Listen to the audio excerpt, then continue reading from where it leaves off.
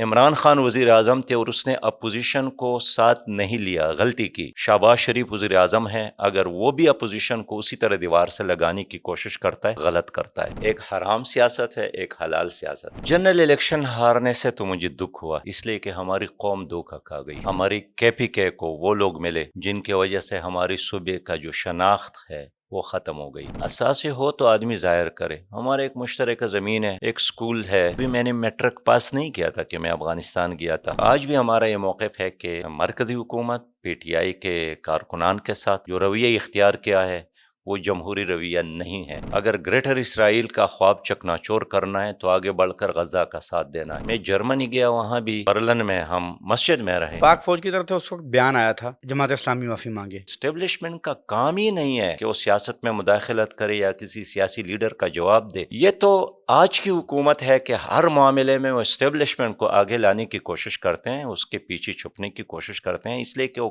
خود نہ ہمت کرتے ہیں نہ صلاحیت رکھتے ہیں۔ انہیں زلزلے میں ہم خدمت کرے، اگر ہم اتنے کام کر سکتے ہیں تو ایک کام عوام کرے نا، ووٹ دے دے اور حکومت دے دے۔ السلام علیکم ناظرین، میں ہوں طارق خان اور آج کے پوڈ کاسٹ کے ساتھ پھر آپ کی خدمت میں حاضر ہیں اور انتہائی دلچسپ اور ایک ایسی گفتگو کرنے جا رہے ہیں جو پاکستان میں عمومی طور پہ ہوتی نہیں ہے۔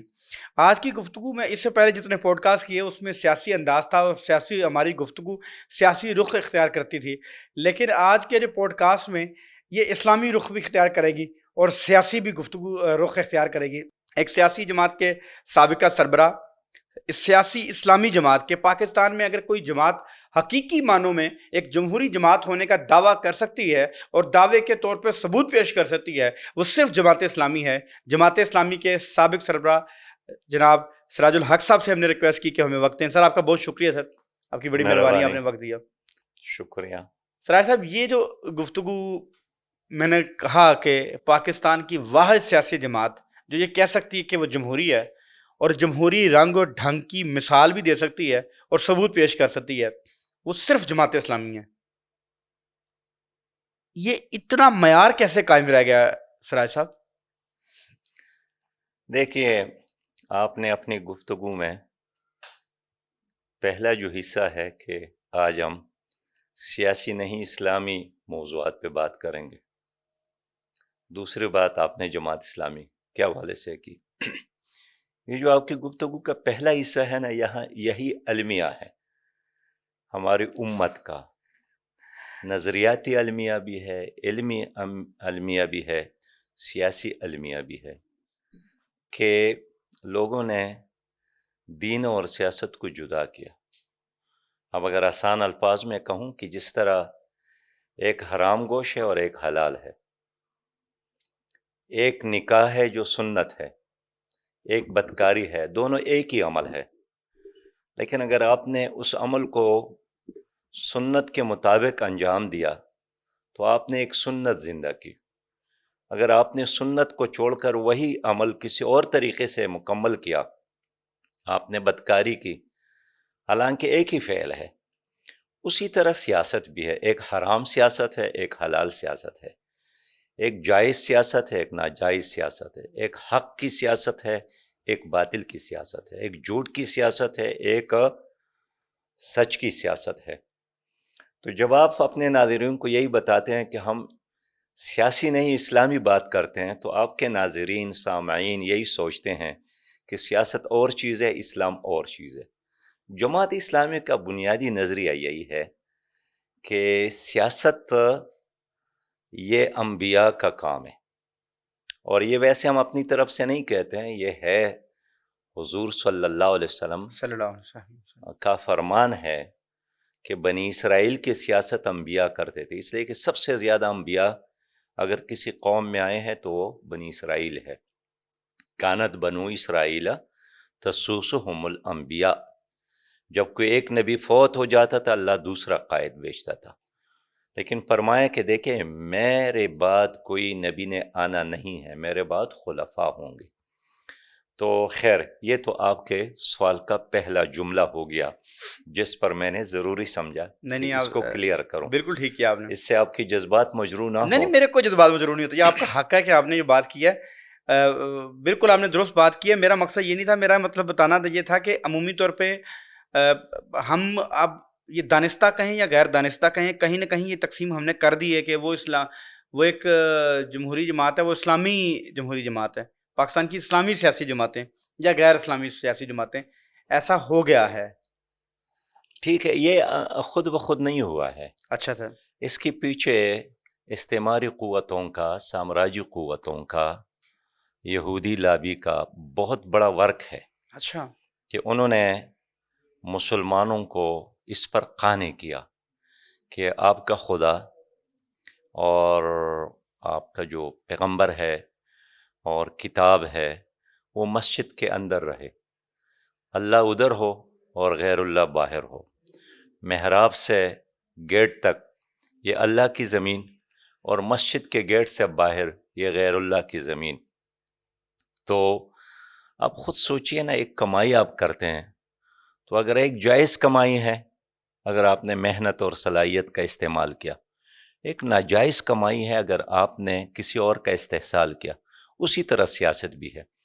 رہی بات اسلامی جمہوری جماعت کا، تو آپ سے میں 100% اتفاق کرتا ہوں کہ فی الوقت موجودہ ہمارے پاکستان میں اگر جمہوری جماعت ہے حقیقی معنوں میں تو وہ جماعت اسلامی ہے، جس میں گروپ بندی نہیں ہے، جس میں شخصیت پرستی نہیں ہے، امیر پرستی نہیں ہے، اور جس میں کسی نسل، خاندان یا کسی کی دولت کو دیکھ کر فیصلے نہیں ہوتے۔ ایک جمہوری جماعت مشاورت کی بنیاد پر قائم ہے، اور یہ ایک سارا کریڈٹ اور اس کا جو ثواب ہے وہ سید مودودی کو ملتا ہے کہ اس نے 1941 میں اس کی بنیاد اس ڈنگ اور اس نہج سے رکھی ہے کہ جس میں نظریہ بھی ہے اسلام کا اور جس میں وہ جمہوریت بھی ہے جو اسلام کا تابع ہے۔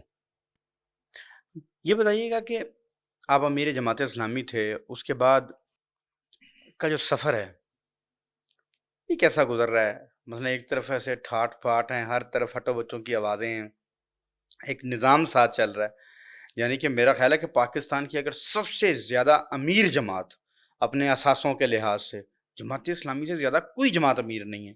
میں یہ نہیں کہہ رہا شخص، لیکن جتنے ہاسپٹل آپ کے انڈر آتے ہیں، جس میں علمی تعلیمی ادارے ہیں، جتنی آپ کے اندر آرگنائزیشنز ہیں، پاکستان کی سب سے امیر جماعت اگر میں کہوں تو جماعت اسلامی ہے سر، جس کے بعد اتنے وسائل اللہ نے دیے ہوئے ہیں۔ اس کی جماعت کی سربراہی جانے کے بعد کیا آپ کو کہیں نہ کہیں انسان کو چیزیں کھو دیتا ہے تو دکھ ہوتا ہے؟ اگر آپ جب الیکشن ہارے آپ کو دکھ ہوا؟ جنرل الیکشن ہارنے سے تو مجھے دکھ ہوا، اس لیے کہ ہماری قوم دھوکہ کھا گئی، اچھا۔ اور خاص کر ہماری KPK کو وہ لوگ ملے جن کی وجہ سے ہماری صوبے کا جو شناخت ہے وہ ختم ہو گئی، ان کی آواز ختم ہو گئی، وہاں ترقی کا سفر الٹا سمت چل پڑا، اور ایک انتشار اور ایک فساد میں اضافہ ہوا۔ تو اس سے مجھے ذاتی طور پر کوئی نقصان نہیں پہنچا، اس لیے کہ پہلے بھی میں سینٹ کا ممبر رہا، تو اس کی وجہ سے میرے گھر کے کمروں میں اضافہ نہیں ہوا، نہ میرا جو گھر ہے نہ وہ محل میں تبدیل ہوا۔ میں 2 بار سینئر منسٹر وزیر خزانہ رہا، اس سے بھی مجھے کوئی فرق نہیں پڑا۔ جب میں نے وزارت سے استعفیٰ دی اور پھر گھر جا رہا تھا تو میرے ماموں نے فون کیا کہ آپ کے ساتھ کوئی ذاتی گاڑی ہوتی تو آپ اس میں آتے اتنی وزارت کے بعد۔ میں نے کہا کوئی بات نہیں ہے، چھوٹے موٹر کی بجائے اگر بڑے بس میں بیٹھوں تو زیادہ اچھا لگے گا، اس میں کوئی کبات میں محسوس نہیں کرتا ہوں۔ تو میں نے اپنے آپ کو اس وزارت کے پروٹوکول کا بھی عادی نہیں بنایا۔ میں جہاز میں سفر کروں تو بھی سراج الحق ہوں، میں گاڑی میں سفر کروں تو بھی سراج الحق ہوں، میں رکشے میں بیٹھوں تو بھی سراج الحق ہوں، میں پیدل سفر کروں تو بھی سراج الحق ہوں، اس لیے کہ بنیادی طور پر میں ایک پاکستانی ہوں، ایک شہری ہوں، اور ایک کارکن ہوں اپنے پارٹی میں، جماعت میں۔ کبھی میرے ساتھ امیر کا لقب لوگ لگاتے ہیں، کبھی سینیٹر کا لگاتے ہیں، کبھی منسٹر کا لگاتے ہیں، کبھی ناظم اعلیٰ کا لگاتے ہیں، لیکن میں ہوں سراج الحق۔ رہی بات جماعت اسلامی کی امارت کا، تو جماعت اسلامی کی امارت ایک ذمہ داری ہے، اور اگر آپ نے اس کو نبھایا 10 سال مسلسل دن رات محنت کر کے، تو پھر یہی ایک دعا ہے کہ ربنا تقبل منا، اللہ میں نے جو کچھ کیا ہے اس کو قبول کرے۔ تو میں جماعت اسلامی کے امیر کی حیثیت سے جو کام کرتا تھا، اب بھی صبح اور شام وہی کام کرتا ہوں، کوئی فرق نہیں آیا ہے۔ باقی جماعت اسلامی میں ایک دوسرے کی عزت ہے، تو امارت کے بعد کارکنوں کی محبت میں نے اضافہ دیکھا ہے، ان کی دعاؤں میں اپنے لیے اضافہ پا رہا ہوں۔ تو اس لیے میں نے یہ محسوس نہیں کیا کہ میں کسی بڑے سٹیج سے اترا ہوں اور اب کوئی فرش نشین بن گیا ہوں۔ پہلے بھی فرش پہ تھا، اب بھی فرش پر ہوں، کیا فرق پڑا؟ اچھا یہ بتائیں، جب آپ نے جماعت اسلامی جوائن کی تھی اس وقت، یعنی بطور امیر جماعت اسلامی جوائن کی تھی، اس وقت آپ کے اثاثے کیا تھے؟ جب آپ نے چھوڑی اس وقت آپ کے اثاثے کیا تھے؟ اور جس وقت آپ نے منسٹر نہیں بنے تھے اس وقت اثاثے کیا تھے؟ اور منسٹریز کرنے کے بعد آپ کے اثاثوں کی نوعیت کیا رہی؟ کیونکہ میں اتنی یقین اور وثوق کے ساتھ یہ سوال میں آپ ہی سے پوچھ سکتا ہوں، شاید میں کسی دوسرے سے میں امید بھی نہ کروں کہ وہ مجھے اس کا سچ جواب دے گا۔ اگر میں روایتی سیاستدانوں کی بات کروں، آپ کے کتنے اثاثے تھے جب آپ اس سارے کھیل میں داخل ہوئے، اور اب جب اس پوزیشن پہ ہیں کہ آپ؟ اصل میں ہمارے لیے ایک مشکل سوال ہے، جو الیکشن کمیشن والے بھی پوچھتے ہیں کہ اپنے اثاثے ظاہر کرے، تو اثاثے ہو تو آدمی ظاہر کرے۔ ہمارا ایک مشترکہ زمین ہے، اب بھی ہے، ایک سکول ہے، وہ اب بھی ہے، اور کوئی کاروبار یا کوئی اس طرح پراپرٹی وہ پہلے بھی نہیں تھا، وزارت کے بعد بھی نہیں ہے۔ اور میں جب امیر بنا تو بھی گاڑی نہیں تھی، جماعت نے گاڑی دی، اور امارت سے ذمہ داری سے فارغ ہوا تو بھی گاڑی نہیں تھی، جماعت نے مجھے گاڑی دی ہے۔ میں وزیر تھا تو بھی گاڑی نہیں تھی، وزارت چھوڑنے کے بعد ہمارے ایک کارکن ہیں، وفات پا گئے ہیں، جوہر علی نام ہے، اس نے اپنی گاڑی دی، اور وہ کوئی 9-10 مہینے میں نے استعمال کی، جب تک جماعت نے میرے لیے متبادل گاڑی کا انتظام نہیں کیا تھا۔ تو میں اللہ کا شکر ادا کرتا ہوں کہ ان ذمہ داریوں کی وجہ سے اگر ہم سینٹ میں رہے یا میں وزارت میں رہا، اپنی قوم کی خدمت کی ہے، اپنے علاقے کو ترقی دینے کی کوشش کی ہے، جس پر آج بھی میں فخر کرتا ہوں، شکر بھی ادا کرتا ہوں۔ لیکن اپنے آپ کو بنانے کے لیے میں نے اپنی وزارت کو یا اپنی منصب کو کبھی استعمال نہیں کیا۔ میرے والد صاحب کا اپنے گاؤں کے کسی آدمی کے ساتھ زمین کا تنازع تھا، اور ان کا یہ خیال تھا کہ اب یہ میرا بیٹا بہت قابل ہو گیا ہے، کمشنر، ڈپٹی کمشنر، ہر کوئی اس کو جانتا ہے، تو میرے لیے یہ ایک فون کرے گا۔ طارق خان بھائی، میں نے اپنے والد کے لیے بھی فون نہیں کیا، اس لیے میں نے ان سے یہی عرض کی کہ آپ کا اور بیٹا فون کرے ٹھیک ہے، میرا فون یہ آپ کے بیٹے کا نہیں ہے، یہ امیر جماعت یا جماعت اسلامی کے ایک ذمہ دار کا ہے۔ وہ بہت حیران ہو گئے کہ آپ یہ کیا کر رہے ہیں۔ تو میں اس لیے کہنا چاہتا ہوں کہ میں مانتا ہوں کہ جماعت اسلامی کو لوگ نہیں جانتے، اس کو اسٹڈی نہیں کرتے ہیں، لیکن اس زمانے میں جماعت اسلامی نے جو ہماری تربیت کی ہے، یہ میرا کوئی کمال نہیں ہے، نہ میرے کسی اور ادارے کا، یہ صرف اور صرف اسلامی جمعیت طلبہ اور بعد میں جماعت اسلامی کا، علامہ اقبال کی شاعری کا، نسیم اجازی کے ناول کا، اور حسن البنا شہید، بدیع الزمان سید نورسی، سید قطب کے لٹریچر کا، سید مودودی کے انقلابی لٹریچر کا، اور جماعت اسلامی کی تربیت کی وجہ سے آج اگر ہم کچھ ہیں تو ان کی وجہ سے ہے۔ سراج بھائی، سراج صاحب، آپ کی جو ابتدائی تعلیم ہے وہ آپ نے کہاں حاصل کی؟ کچھ شرارتی طالب علم تھے، کچھ شرارتیں کرتے تھے، یا یہی سنجیدگی اور متانت تب بھی تھی اور وہی اب بھی ہے؟ شریر تو زیادہ نہیں تھا، بس میں نے کوئی 9 سکول تبدیل کیے۔ اتنی شرارتی تھے؟ اور کس قسم کی شرارتیں کرتے تھے؟ 4 کالجز تبدیل کیے۔ اور شرارتوں کا بتائیں، بچپن میں شرارتیں کس طرح کی، بچپن کیسا گزرا؟ دیکھیے، میں سمجھتا ہوں کہ ہمیں بہت مار پڑی ہے، والدین کی طرف سے بھی، اساتذہ کی طرف سے بھی. کچھ تو لیکن کرتے تھے. اگر کوئی بچہ شرارت نہیں کرتا ہے نا تو آپ یوں سمجھے کہ وہ بھی اب نارمل ہے.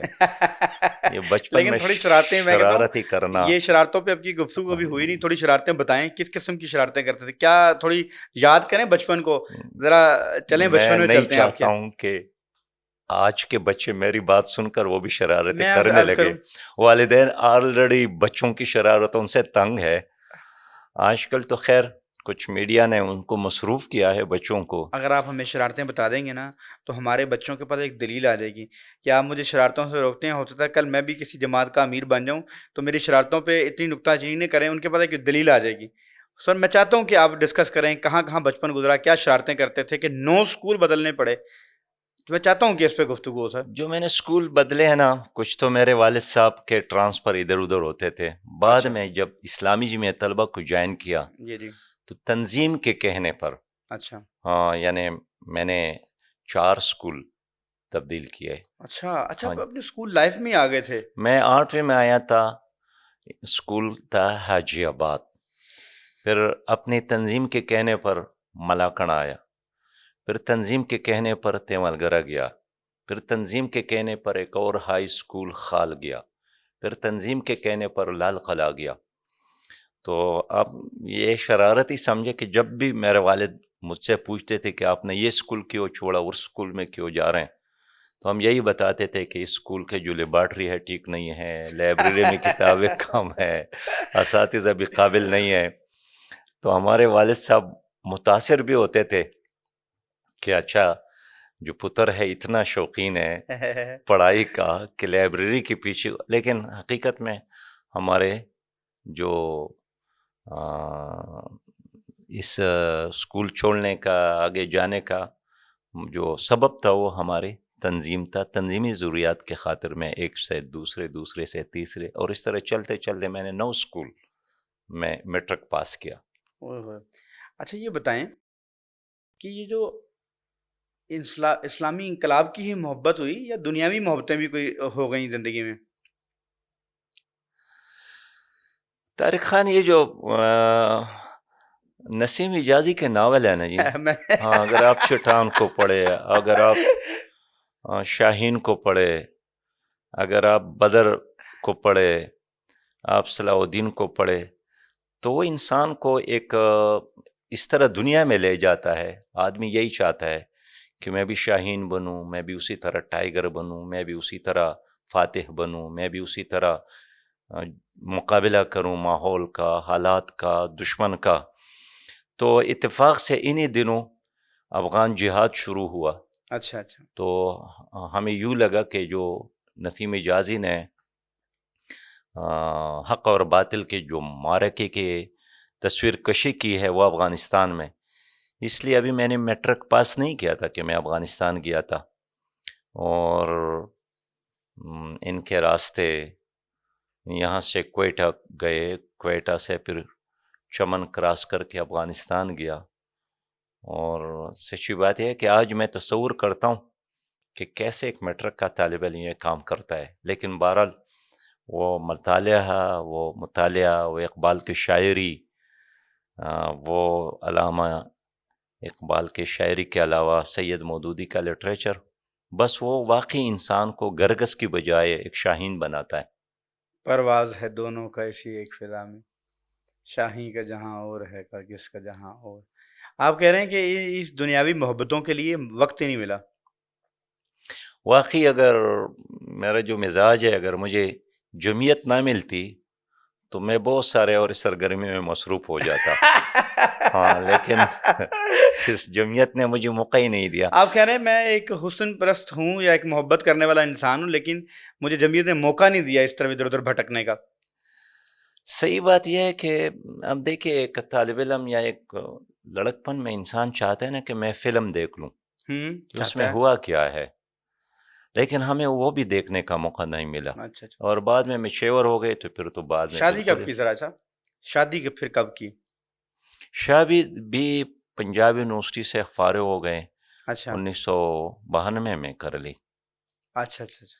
وہ پسند کی شادی کی یا گھر والوں نے کہا دی کہ بھئی یہ سراج صاحب یہ آپ کی بیوی عائش ہے؟ یہ پسند اور ناپسند کا بھی مجھے موقع نہیں ملا. ہم نے والدین سے کہا کہ ہمیں نہ چھیڑو, اچھا مجھے منع نہ کرو اپنے کاموں سے, باقی آپ کو جو مرضی ہو لے آئیں. اچھا اچھا. اور اس لیے بعد میں میرے والدین مجھ سے کوئی گلہ بھی نہیں کرتے تھے. کیسی گزری شادی؟ بھابھی نے کبھی شکوہ کیا ہو کہ یہ یار یہ کس مولوی کے ساتھ مجھے شادی کروا دی, یہ کن چکروں, یہ تو ہر وقت اپنے تنظیمی سرگرمیوں میں لگے ہوئے ہیں, تو کیسی گزری دیکھیے, شادی؟ اگر آپ سے کوئی پوچھے کہ وہ کیا چیز ہے جو میٹھا بھی ہے اور ترش بھی ہے, تو سوچے بغیر آپ جواب دے دیں کہ وہ اپنی اہلیہ کی باتیں, ہاں جو ایک لمحے میٹھی بھی ہے اور ہاں اگلے ہاں لمحے ترش ایسے اور تلخ بھی ہے. تو یہی تو حسن ہے کہ صبح کے وقت پریشان اور عصر کے وقت پھر راضی. راضی. تو یہ گلہ تو ہر عورت کو ہے کہ ان کا شوہر ان کو ٹائم نہیں دیتا ہے. اگر آپ 2 گھنٹے دے تو پھر 4 گھنٹوں کا مطالبہ, 4 گھنٹے ایسے دے تو پھر 8 گھنٹوں کا مطالبہ. کس لیکن بات پہ وقت پہ ہی جھگڑا ہوتا ہے؟ کبھی بیوی سے کبھی جھگڑا ہوتا تو وقت پہ ہی ہوتا تھا کہ وقت نہیں دیتے؟ ویسے ہی اللہ کا شکر ہے کہ کبھی اس پہ تو جھگڑا نہیں ہوا کہ آپ نے ہمیں دنیا کی سہولیات نہیں دی. اچھا ہاں, لیکن اس پہ ضرور ہے کہ بچوں کو وقت دیا کرو, گھر کو وقت دیا کرو. اور پھر 1 سال نہیں تھا, پھر 2 سال نہیں تھے, ایک زندگی ایسی ہماری گزری. تو میں سمجھتا ہوں کہ اس میں اپنے اہلیہ کو بہت زیادہ کریڈٹ دیتا ہوں کہ انہوں نے میرے ساتھ سختی, تکلیف اور ہر طرح کی زندگی برداشت کی. اگر وہ یہ نہ کرتی اور بچوں کی پرورش کا ذمہ وہ نہ اٹھاتی تو شاید میں جماعت کا یہ کام نہ کرتا.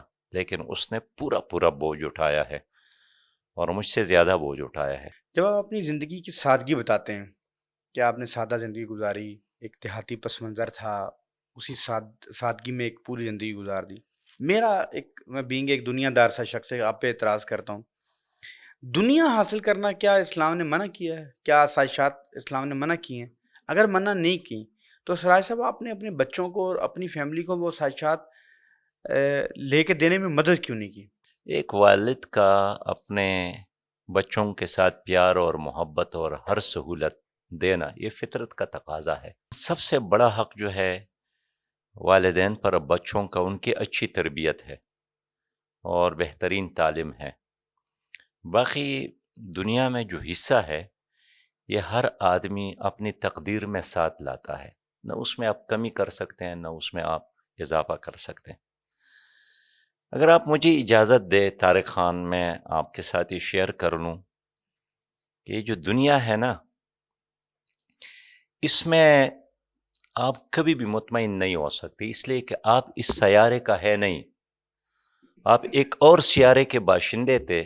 اللہ تعالیٰ نے آپ کو اس سیارے میں پھینکا ہے آپ کی کسی جرم کے نتیجے میں, اور یہاں 2 طرح کے جاندار ہے.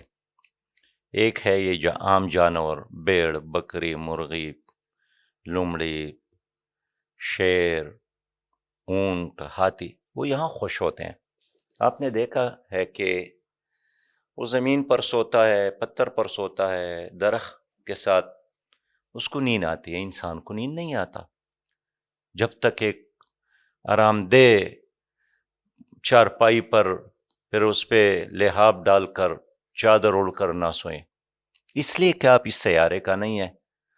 آپ نے دیکھا ہوگا کہ اس کو اگر بازار کے چوکیدار بھی بنا لے پریشان ہوتا ہے, لیکن اس بازار کا اگر مالک بنا لے تو بھی یہ انسان پریشان ہوتا ہے, اس لیے کہ یہاں کا نہیں ہے. آپ نے دیکھا ہوگا کہ گرمی میں بھی یہ تنگ ہو جاتا ہے, سردی میں بھی, لیکن جو یہاں کے باقی جانور ہے نہ گرمی میں تنگ ہوتا ہے نہ سردی میں, اس لیے کہ ان کے جسم کے اندر ایک خودکار ٹیمپریچر سسٹم ہے جو ہر موسم کے ساتھ فٹ ہوتا ہے. اس لیے وہ شلوار کا, قمیص کا, چادر کا, کوٹ کا محتاج نہیں ہے. جبکہ انسان چونکہ یہاں کا اصلی باشندہ نہیں ہے تو اس کو ان مصنوعی چیزوں کی ضرورت ہوتی ہے. آپ نے دیکھا ہوگا کہ آپ تنہائی میں بھی تنگ ہو جاتے ہیں, لیکن اگر آپ 1000 10,000 لوگوں کے مجمع میں بیٹھ جائے تو اور بھی تنگ ہو جاتے ہیں. لیکن جو یہاں کے اپنے جاندار ہے باقی، وہ تنہا بھی خوشحال ہوتا ہے، وہ لاکھوں چونٹیاں اکٹھے ہوتے ہیں، پرندے اکٹھے ہوتے ہیں، جنگل کے درندے اکٹھے ہوتے ہیں، وہ تنگ نہیں ہوتے. آپ نے دیکھا ہوگا کہ یہاں انسان ہر وقت خوف میں رہتا ہے، چوکیدار رکھتا ہے خوف کی وجہ سے. اچھا، رات کو فکر کرتا ہے کہ کل میں کیا کہوں گا اور پرسوں کیا کہوں گا، جبکہ باقی جانوروں کو یہ فکر نہیں ہوتا ہے. حال یہ ہے کہ انسان کا جو معدہ ہے، یعنی آپ کے معدے میں کتنا آتا ہے؟ 2.5 کلو ہی آتا ہوگا نا جی؟ بہت زیادہ ہے 2.5 کلو. ویسے جی 2.5 کلو بہت زیادہ ہے، بہت زیادہ ہے. بہت زیادہ ہے. لیکن آپ ہاتھی کو دیکھے، اونٹ کو دیکھے، بھینس کو دیکھے، گھوڑے کو دیکھے، اتنا بڑا معدہ ہے، لیکن پھر بھی طارق خان اس کو کوئی فکر نہیں ہے کل کا. اور آپ رات اس کو دیکھے تو اس کا بڑا پیٹ بھی اتنا ہی بھر چکا ہوتا ہے اور آپ کا چھوٹا بھی، لیکن پھر بھی انسان پریشان رہتا ہے. اب دیکھیں جس طرح یہ باقی جانور پیدا ہوتے ہیں نا جی، وہ فوری طور پر دانہ چگنے میں مصروف ہوتا ہے. شیر کا بیٹا جو ہے وہ گوشت کھانے میں، لیکن انسان 2-3 سال تک ماں کے گود سے اتر نہیں سکتا، اس لیے کہ اس سیارے کا نہیں ہے. آپ نے دیکھا ہوگا کہ اس دنیا میں جو خوراکیں ہیں، گھاس ہے، چارہ ہے، گوشت ہے، یہ باقی جانور بغیر کسی محنت کے اس کو کاٹ کر کھاتے ہیں اور ہضم ہو جاتے ہیں. انسان بیچارہ یعنی گندم کا دانہ ڈالتا ہے، پھر پودا بنتا ہے، پھر دانے آتے ہیں، پھر کاٹتے ہیں، پھر خشک کرتے ہیں، پھر اس کے بعد کٹائی کر کے پھر تندور میں لاتے ہیں، پھر آٹا بناتے ہیں، آٹا کے بعد پھر پانی ڈالتا ہے، پھر گھونتا ہے، پھر تیار ہو جاتا ہے تندور میں، تو پھر بھی چھوٹے چھوٹے ٹکڑے بنا کر دانتوں سے چبا کر پھر معدے میں ڈالتا ہے باقی جانور. اس لیے کہ اللہ تعالیٰ نے یہ جو دنیا ہے نا، یہ اس کے لیے یہ بطور سزا یہاں پر موجود ہے. میں عرض کروں کہ پھر انسان اس ماحول سے نکلنے کا ایک کوشش بھی کرتا ہے مسلسل. یہ اڑنا چاہتا ہے، اڑ نہیں سکتا ہے تو جہاز ایجاد کرتا ہے. یہ تیز دوڑنا چاہتے ہیں تاکہ مشرق سے مغرب تک پہنچے، نہیں جا سکتا ہے، تک جاتا ہے، پھر کیا کرتا ہے؟ موٹر ایجاد کرتا ہے.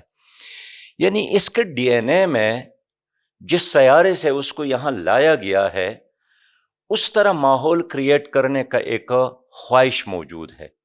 لیکن اللہ نے پھر ان کو پاؤں سے باندھا ہے. ہر انسان کے کندھے پر 200 ٹن سے زیادہ ایک دباؤ ہے. آپ اس کو کشش ثقل کہہ سکتے ہیں. یہ اڑ نہیں سکتا ہے، یہ تیز دوڑتا ہے تو تک جاتا ہے. یہ اس لیے کہ یہاں کا جو ماحول اس کو سوٹ نہیں کرتا ہے. تو میں نے جب اس سچویشن پہ قرآن کو دیکھا تو اس میں بھی اللہ تعالیٰ نے فرمایا ہے کہ میں نے انسان کو مشقت میں ڈالا ہے. ہم نے جب نبی مہربان صلی اللہ علیہ وسلم کے احادیث کو دیکھا تو فرمایا ہے کہ یہ مومن کے لیے سجن ہے، جیل خانہ ہے. اس لیے ہر دن یہ خوف میں ہوتا ہے کل کے لیے. کبھی جانور کو آپ نے اس خوف میں محسوس نہیں کیا ہوگا. یہ شہزادہ ہے، یہ جو انسان ہے نا، طارق خان ایک شہزادہ ہے. اور یہ شہزادہ جو ہے، سچی بات یہ ہے کہ یہ منہ کی طرف سے بھی خوش نہیں ہوتا ہے نا. آپ اس کو کھلائیں یہ خوش نہیں ہوتا ہے، یہ کانوں کی طرف سے خوش رہتا ہے. فارسی کا ایک شعر ہے کہ جانور فربشود از راہ نوش. جانور جو ہے وہ موٹا ہو جاتا ہے خوراک کے ذریعے، آدمی فربشود از راہ گوش. اور جو آدمی ہے وہ موٹا ہو جاتا ہے کانوں کی طرف سے. تو آپ کو کسی نے اچھا کھانا کھلایا لیکن ساتھ آپ کو کہا کہ بزدل، گدے، کتے، آپ کا معدہ فوری طور پر ریئیکٹ کرتا ہے، خے کرنے لگتا ہے کہ کاش میں یہ کھانا ہی نہ کھاتا. لیکن وہی الفاظ آپ ایک گدے کو استعمال کرے، گھوڑے کو، کتے کو، لیکن آپ اس کو کھلائیں بس وہ خوش رہتا ہے۔ تو میں اس لیے کہنا چاہتا ہوں کہ یہ جو دنیا ہے نا، یہ اس انسان کے لیے نہیں ہے، اس انسان کے لیے اللہ تعالیٰ نے ایک اور دنیا بنائی ہے۔ انسان ایسا شہزاد ہے، یہ جو قتل ہے، مار داڑ ہے، چیر پاڑ ہے، خون بہانا ہے، یہ بھی یہ نہیں کرتا تھا۔ یہ تو یہاں جانوروں کے ساتھ رہ کر، بلیوں کا، کتوں کا، گدوں کا، شہروں کا، لومڑیوں کے عادات ان کے اندر آ گئی، اس نے ان سے اثر لیا، ورنہ یہ انسان بہت شہزادہ ہے، یہ ایک پرامن ہے۔ میں اس لیے بات کرنا چاہتا ہوں کہ میں یہ اتنی بڑی کہانی اس لیے بیان کی کہ اگر انسان جتنا بھی وسائل اکٹھا کرے، اور جس کے ساتھ زیادہ وسائل ہے اس دنیا میں، اس پاکستان میں، باہر نہیں جا سکتے، اب ان پاکستان کے بڑے بڑے سرمایہ داروں سے بات کرے، اس کو رات نیند نہیں آتی، وہ 1000 بار پریشان رہتے ہیں۔ سراج صاحب، یہ جو آپ گفتگو کر رہے ہیں نا، میں اس سے نا جزوی طور پہ اختلاف کرتا ہوں۔ آپ نا یکسر ایک ایسا نظریہ پیش کر رہے ہیں کہ دنیا حاصل کرنے کی چیز ہی نہیں ہے، لیکن ہم دیکھتے ہیں کہ اللہ کے نبی دعا مانگتے ہیں، ربنا آتنا فی الدنیا حسنہ وفی الآخرۃ حسنہ، اس دنیا میں کی بھی اچھائی مانگتے ہیں، آخرت کی بھی مانگتے ہیں۔ ہم دیکھتے ہیں کہ حضرت عثمان غنی تھے کہ جن لوگ جو اتنے احسان انہوں نے اسلام پر کیے ہیں جس کی حد نہیں۔ اگر یہ آسائشیں حضرت عثمان غنی نے جس طرح آسائشیں پرووائڈ کی ہیں ضروری نہیں تھیں تو پھر کیوں کر دیں؟ حضرت عبد الرحمن بن عوف، اگر یہ آسائشیں ضروری نہیں تھیں تو پھر انہوں نے کیوں کر دی؟ کنویں خرید کے مسلمانوں کو دے دیے۔ تو یہ یکسر جو آپ وہ فقر والا ایلیمنٹ پیش کرتے ہیں نا کہ فقر ہی سب کچھ ہے، پھر میں دیکھتا ہوں کہ نبی کریم صلی اللہ علیہ وسلم کی حیات طیبہ میں دیکھتا ہوں اللہ کے نبی اپنے وقت کی سب سے ماڈرن ٹیکنالوجی کو اپناتے ہیں۔ جنگ ہوتی ہے کفار سے، پوچھتے ہیں کہ بھئی کیا ٹیکنالوجی، کس طرح جنگ لڑی جائے؟ وہ بتاتے ہیں کہ بھئی خندق کھود لی جائے۔ اب یہ اس دور کی سب سے ماڈرن وار اسٹریٹجی تھی، تو اللہ کے نبی اس کو اپناتے ہیں۔ یعنی میں دیکھتا ہوں کہ نبی کریم صلی اللہ علیہ وسلم اپنی زندگی میں جو سب سے ماڈرن جو چیزیں تھیں اس کو اڈاپٹ کرتے تھے۔ اور ایک نہیں، میرے دماغ میں کئی اور مثالیں آ جائیں گی کہ میں آپ کو کوٹ کر سکتا ہوں کہ اللہ کے نبی نے دنیاوی لحاظ سے جو فائدہ اٹھایا جا سکتا ہے اس کو منع نہیں کیا، بلکہ اس کو اڈاپٹ کیا، چاہے وہ خندق کھودنا ہو، چاہے وہ قلم کاری ہو۔ یہ درختوں کی قلم کاری کے حوالے سے بھی چیزیں میرے ذہن میں آ رہی ہیں۔ جب آپ اس طرح کا نقشہ کھینچتے ہیں نا، جو ہمارے اسلام پسند لوگ، کہ وہ دنیا کو بالکل ہی ایک اٹھا کے سائڈ پہ رکھ دیتے ہیں، تو اس کا نتیجہ یہ نکلتا ہے کہ ہم پسماندگی کا شکار ہو گئے ہیں۔ اس کا نتیجہ یہ نکلتا ہے کہ آج ٹیکنالوجی کی جتنی ایڈوانسمنٹ ہے وہ یورپ کے ہاں ہے، وہ امریکہ کے ہاں ہے۔ اس کا نتیجہ یہ نکلتا ہے کہ مسلمان تمام تر ایڈوانسمنٹ کے باوجود بھی اسرائیل کا مقابلہ نہیں ہم کر پاتے۔ وہ ہمارے موبائلز کو ہیک کر دیتا ہے اپنے پیگاسس سافٹ ویئر کے ذریعے۔ وہ ٹیکنالوجی میں اتنا ایڈوانس ہے کہ ہم جہاں سوچ سکتے ہیں اس سے آگے جا کے وہ ایکشن کر جاتا ہے۔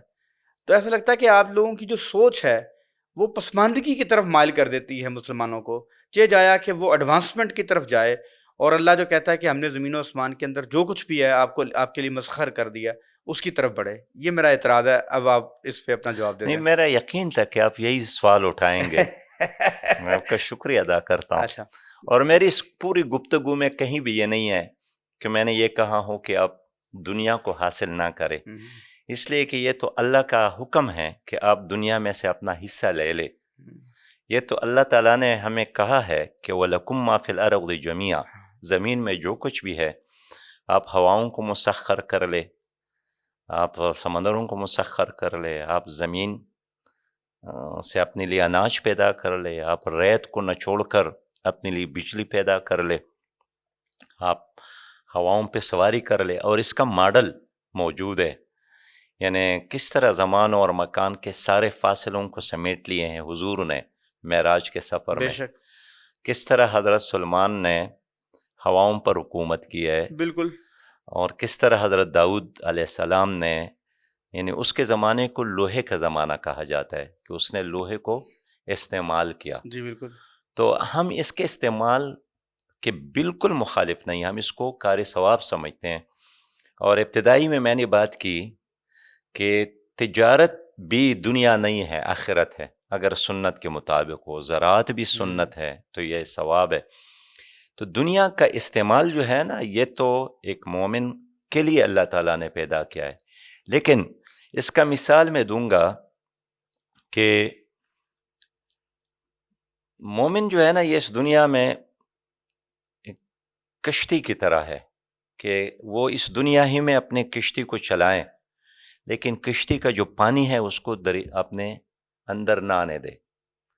دنیا میں زندگی گزارے لیکن دنیا کی محبت کو دل میں جگہ نہ دے، جس کے لیے آپ جھوٹ بولے، بالکل آپ ٹھیک کہہ رہے ہیں. جس کے لیے آپ اپنے بھائی کے زمین پر بالکل قبضہ آپ ٹھیک کرے، کہہ رہے ہیں. ٹھیک ہے نا، جس کے لیے آپ اپنی بیٹی کا حق ادا نہ کرے، جس کے لیے آپ رشوت دے. بالکل آپ ٹھیک کہہ رہے ہیں. تو ہم اسی بنیاد پر کہ ایک وہ دنیا ہے جو ناجائز دنیا ہے، ایک وہ دنیا ہے جو آپ کے لیے. باقی اگر ہم حضور علیہ السلام کی بات کریں تو سونا اور چاندی تو تقسیم کرتے تھے نا جی، لیکن جب رحلت پر ماں گئے تو ان کے ساتھ دنیا کا کوئی چیز موجود نہیں تھی.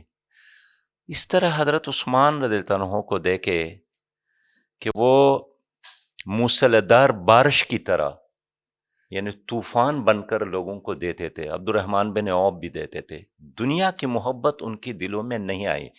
اس نے بے شک دنیا میں اپنی کشتی اسی طرح. تو دنیا اور مومن کی مثال بالکل اس کشتی کی طرح ہے. میں بنیادی طور پر جو بات جہاں سے شروع کی نا، بیٹوں کے اور بچوں کے حوالے سے، کہ ایک والد کا فرض ہے کہ بچوں کو اچھی تعلیم دے، اچھی تربیت اور سکل دے. تو یا یہ ہے کہ آپ مچھلی لا کر کے لائیں، یا یہ ہے کہ آپ مچھلی پکڑنے کا طریقہ سکھائیں. تو میں سمجھتا ہوں کہ یہ جو مچھلی پکڑنے کا گر ہے، یہ سکھانے کی ضرورت ہے، بجائے اس کے کہ آپ اس کو ایک ایسا یعنی نرم و نازک شہزادہ بنا لے جو سختی گرمی کا مقابلہ ہی نہیں کر سکے.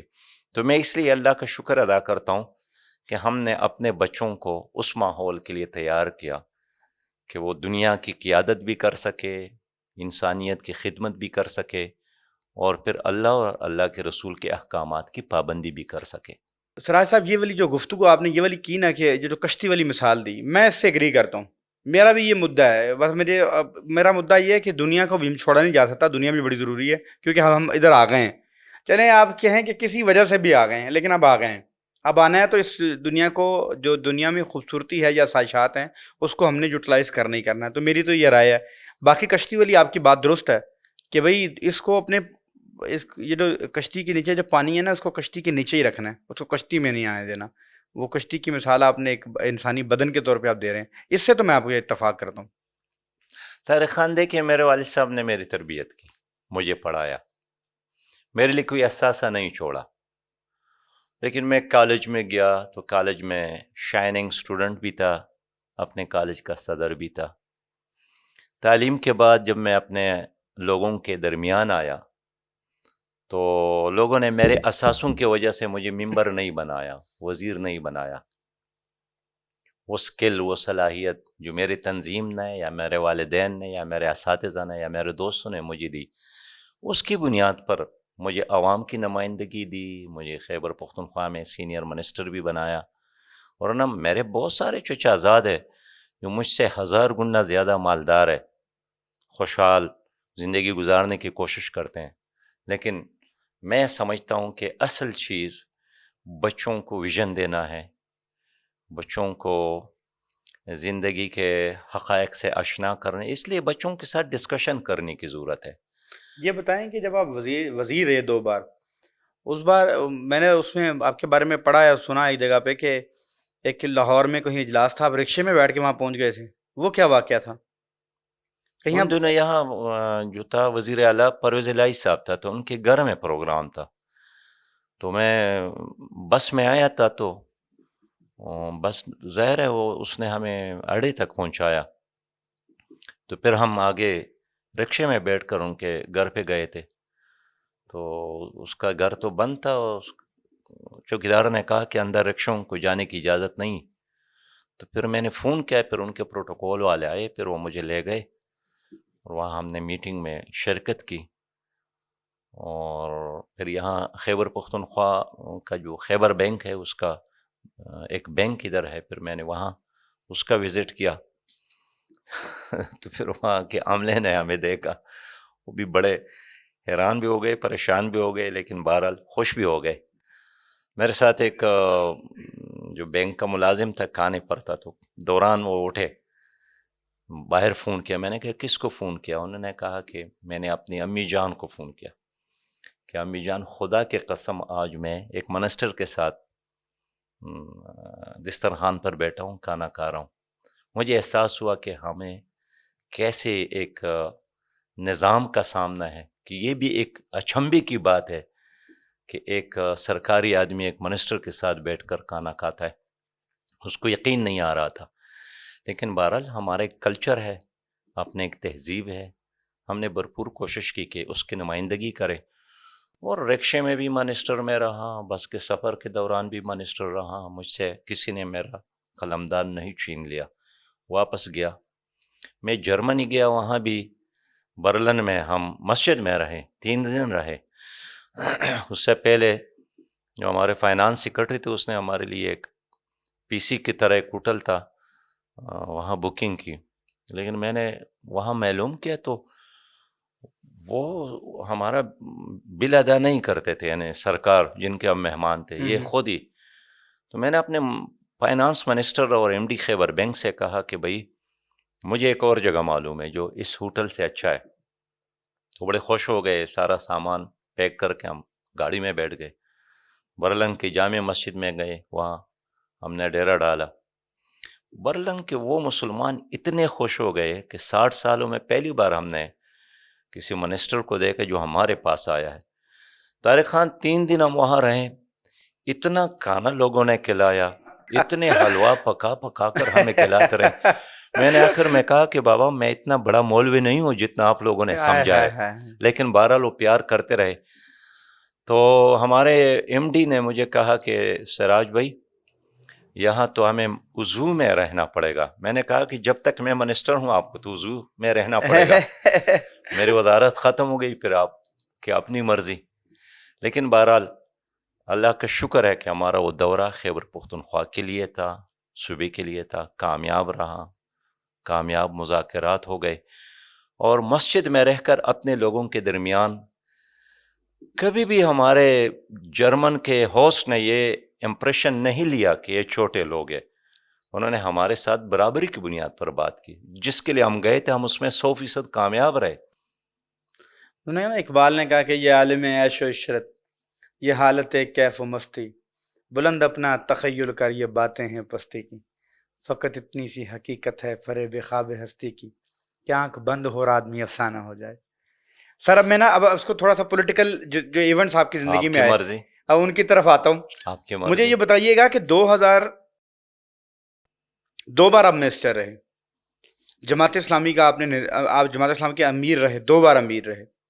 میرا بنیادی اعتراض آپ پر یہ ہے کہ جماعت اسلامی نے ہسپتال بنائے، یونیورسٹیز، کالجز، خیراتی ادارے بنائے، ابھی آپ بنو قابل پروگرام چلا رہے ہیں، بہت زبردست۔ آپ اس ملک کو بطور اسلامی جماعت ایک اسلامی بینک کیوں نہیں دے سکے جو سودی کاروبار سے پاک ہو، جس پہ میں یہ کہہ سکوں، اپنے بچوں کو کہہ سکوں، خود کہہ سکوں کہ بھئی یہ جو بینک ہے یہ سودی کاروبار سے پاک ہے، اس میں پیسے رکھو، اس کے ذریعے اپنے معاملات چلاؤ۔ آپ اس ملک کو ایک بطور اسلامی جماعت اسلامی بینک کیوں نہیں دے سکے؟ دیکھیے ہمیں موقع ملا تو خیبر بینک اسلامی بینک نہیں تھا، وہاں ہم نے اسلامی بینکاری کا آغاز کیا تھا، اور جو ہمارے میر جمالی صاحب تھے بلوچستان کے، وہ وزیر اعظم تھے، اس کو ہم نے بلایا، افتتاح کیا، اور الحمدللہ اس بینک میں اسلامائزیشن کے نتیجے میں تقریباً 26,000 لوگوں نے سودی کھاتے چھوڑ کر اسلامی بینکاری میں اپنا پیسہ جمع کیا۔ سراج صاحب یہ جو موجودہ میں عرض کروں نا، اب آپ کا مطلب یہ ہے کہ وہ کام جو ریاستوں کے کرنے کا ہے وہ ہم شروع کر لیں، یہ ہمارے لیے ممکن نہیں ہے، اس لیے بینک کہ تو لوگوں نے بنائے ہوئے ہیں، لوگوں نے بنائے ہیں، لیکن اس کا کوئی اور کام نہیں ہوتا ہے، وہ صرف سرمایہ جمع کر کے یہی کام کرتے ہیں۔ تو ہم یہی چاہتے ہیں نا کہ میں ریاست ہمارے اور حکومت ہمارے ہاتھ آ جائے تو بینک میں اسلامی ہو جائیں گے، عدالت بھی اسلامی ہو جائیں گے، تعلیمی ادارے بھی اسلامی ہو جائیں گے اور ترقی بھی کریں گے۔ اب آپ مجھے کہتے ہیں کہ یار آپ کیوں ایک ہاسپٹل نہیں بنا سکتے؟ تو ہم نے تو نہیں بنائے ہیں آپ نے 250 کے قریب ہاسپٹل تو ہاسپٹل بنائے بنائے، ہیں نا سر، لیکن ہم وہ کر سکتے تھے، ہاسپٹل بنانا بھی تو ہم وہ کر ریاست سکتے کا تھے، کام تھا نا سر، وہ آپ نے بنائے، ہم نے تعلیمی وہ بھی ادارے ریاست کا بنائے، کام تھا۔ ہم وہ کر سکتے ہیں۔ ہم نے 30,000 کے قریب یتیم بچوں کی کفالت وہ بھی شروع کی، ریاست کا ہم وہ کام تھا۔ کر سکتے ہیں۔ لیکن سچی بات یہ ہے کہ ہر کام ایک پولیٹیکل پارٹی کے طور پر ہم نہیں کر سکتے، خصوصاً ایسے ماحول میں کہ کسی بھی وقت ریاست آپ پہ ہاتھ ڈال سکتی ہے اور اس کو ختم کر سکتی ہے۔ جس طرح ماضی میں 70 میں آپ نے دیکھا بھٹو صاحب کے آنے سے قبل ہمارے بڑے تعلیمی ادارے تھے، اب اگر وہ تعلیمی ادارے ہوتے تو بڑے بڑے جامعات بنتے، لیکن ان تمام تعلیمی اداروں کو نیشنلائز کیا، ختم کیا، اپنے قبضے میں لے لیا، تو ہمارے وہ سارے ادارے ختم ہو گئے۔ یہ جو منصورہ حالہ میں بہت بڑا ادارہ ہے، یہ ایک بہت بڑا، اس زمانے میں بہت بڑا ادارہ تھا، لیکن نیشنلائز کیا حکومت نے۔ تو میں اس لیے کہنا چاہتا ہوں کہ ہر کام ہم کریں، یعنی زلزلے میں ہم خدمت کریں، سیلاب میں ہم خدمت کریں، کرونا وائرس میں ہم خدمت کریں، ہسپتال ہم چلائیں۔ تو اگر ہم اتنے کام کر سکتے تو ایک کام عوام کرے نا، ووٹ دے دے اور حکومت دے دے، اس سے ہم بہتر چلائیں گے جو اس وقت چلا رہے اچھا ہیں۔ یہ بتائیں، تھوڑا سا اور سوال کرتا ہوں آپ سے، مجھے یہ بتائیے گا 2014 میں جس وقت دھرنا دیا جا رہا تھا، خواجہ اسف صاحب نے آپ پر ایک بڑی تنقیدی ایک تقریر کی بعد ازاں، اور یہ کہا کہ سراج صاحب بار بار مجھ سے یہ پوچھتے تھے کہ بھائی فوج تاڑے نال ہے نا، فوج تاڑے نال ہے، فوج آپ لوگوں کے ساتھ ہے نا، فوج آپ لوگوں کے ساتھ ہے۔ یہ کیا واقعی خواجہ آصف سے پوچھ رہے تھے کہ فوج ساتھ ہے آپ کے؟ انہوں نے بڑی سخت تنقید کی، انہوں نے کہا یہ جماعت اسلامی ہمیشہ تاریخ کی جو غلط سمت پہ رہی ہے، اس میں اتفاق نہیں کرتا۔ دیکھیے خواجہ آصف صاحب کا بیان جو ہے اس کا جواب دینا میں اہم نہیں سمجھتا ہوں، شاید وہ خود بھی بھول گئے ہوں گے کہ وہ کیا کہتے ہیں اور کیا نہیں نہیں کہتے ہیں۔ میں اہم نہیں، میں بات کر رہا میں ہوں عرض اہمیت کروں نہیں، کہ بس ایک بندہ آپ پر یہ کوئی الزام جو لگاتا ہے۔ دھرنے کے دوران مسلم لیگ کی حکومت تھی، جی بالکل، نو کی حکومت تھی، خیبر پختونخوا میں پی ٹی آئی کی حکومت تھی، ہم مخلوط حکومت میں شامل تھے ان کے ساتھ۔ ٹھیک ہے۔ اور جب یہاں جناب ڈاکٹر طاہر القادری صاحب نے بھی دھرنا دیا تو اس دوران ہم نے ایک جرگہ بنایا تمام سیاسی جماعتوں کے لوگوں کو لے کر، اس لیے کہ میرا اپنا احساس یہ تھا کہ جب لوگوں نے قبریں کودنی شروع کی اسلام آباد میں اور کفن بانٹنا شروع کی تو میرا ایک خیال تھا کہ اگر اب 5-10 لاشیں بھی گری تو اس ملک میں مارشل لا آئے گا۔ پھر ہم یہ دیکھتے تھے کہ چودھری نثار صاحب نے ایک میٹنگ کے دوران ہمیں بتایا کہ جس میں تمام سیاسی جماعتوں کے لوگ شامل تھے، جو اپوزیشن کے لوگ بھی تھے، کہ ہمارے پولیس جو ہے اسلام آباد کی انہوں نے بندوقیں رکھ دی ہیں۔ اور مجھے یاد ہے میں کراچی میں تھا، ایک جلسے کے لیے گیا تھا، چودھری نثار صاحب نے فون کیا کہ آپ فوراً پہنچے، حالات بہت خراب ہے۔ میں نے کہا میرے ساتھ تو فلائٹ نہیں ہے اس وقت۔ انہوں نے کہا میں جہاز ارینج کرتا ہوں۔ پھر اس نے اپنا جہاز بھی بھیجا اور میں اس میں بیٹھ کر اسلام آباد پہنچا، اس لیے کہ اس ملک کو ہم ماشاء اللہ سے بچا سکیں۔ خواجہ آصف صاحب سے میں نے اس کنسپٹ میں پوچھا تھا کہ اگر فوج آپ کے ساتھ ہے تو پھر اسلام آباد میں یہ جو پولیس سے یعنی بندوقیں رکھوائی گئیں اور ڈنڈے اس میں ہاتھ میں پکڑے، آخر اس کا پھر کیا راز ہے، یعنی اس کا کیا تک بنتا ہے؟